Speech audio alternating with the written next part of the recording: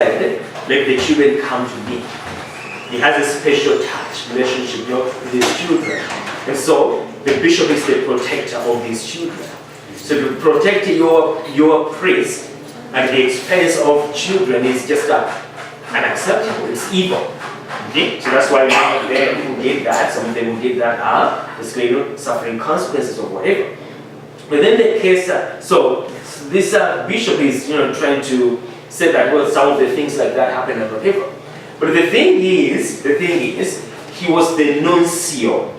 Now a nuncio is a papal representative.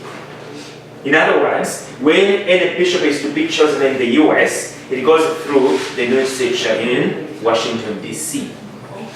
Okay? And then it goes to Rome. So he has a say. The nuncio can tell the Pope that this man, although in the region or whatever, they nominated him, he can't be bishop according to what I've done.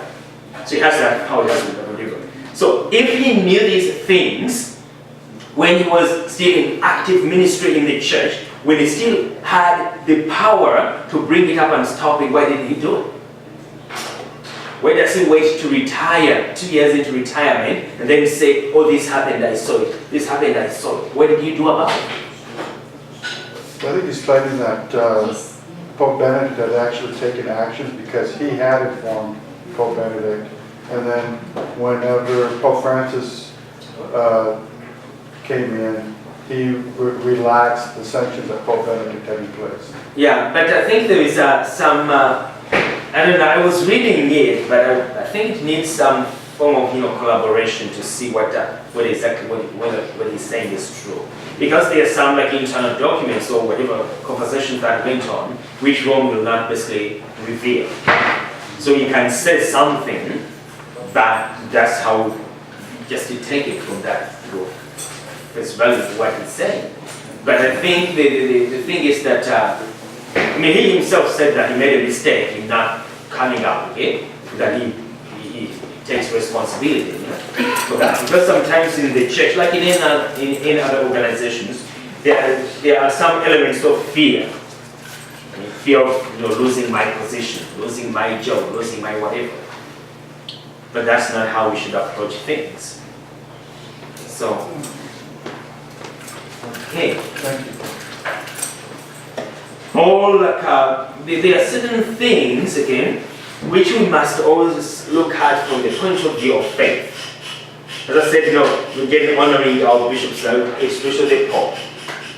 The Pope has taken a lot of heat with what he is trying to do in China. You hear about that. Okay? That then they're saying, oh, he betrayed the church in China because now the Chinese church in some way has to approve of some of the bishops that are being appointed. Okay, so they're saying that he had basically sold the church, the underground church in China. They've been suffering a lot. Now he's giving them over to the communists and so on and so forth. We have also to remember that there could be certain things that the church can live with. Not that that's what the church wills, but there are decisions that can be made according to the wisdom and guidance of the Holy Spirit, and the people around the Pope, and they determine that this is now the best course of action which will help the church at this time. It's not the ideal situation, but it could be the best course of action. The Pope prays over these things. He doesn't just do them. Okay? I think I could be mistaken, but I think this is what happened. In communist Poland, okay, the communists there had to approve of the bishops appointed there. So what the Pope is trying to do with China, it doesn't mean that it can never happen.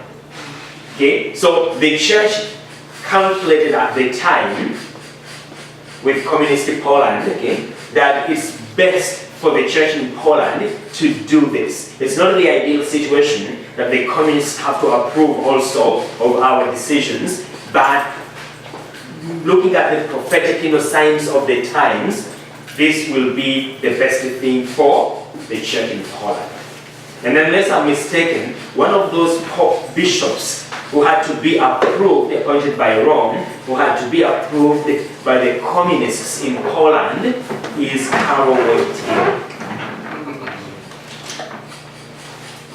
who is now Saint Pope John Paul II too, okay? The saint, who basically was so instrumental in breaking down communism.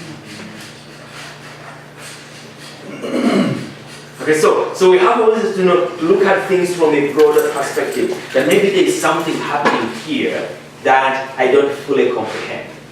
But we believe that the Holy Spirit in this particular decision making is helping the Pope and those around him to make decisions which would be at the time the best thing for the church in China. Okay? And so, and not to basically drive ourselves crazy, cursing the Pope because he's betraying the church in China, because we were listening to a particular conservative who wrote a column in the particular newspaper that the Pope has sold the church in China. If someone had said that about the appointment of Karol Wojtyła, Pope John Paul II, probably wouldn't have had Pope John II. Okay, Pope John Paul II.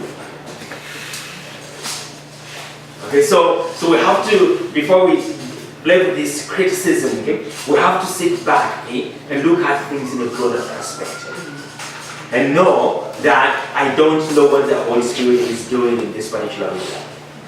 Okay? But if He give us a vicar, and He is guiding this vicar, I will trust the Holy Spirit. Okay, that is moving the church where He wants it to be. Does that mean that human sin cannot get in the way? No, it can.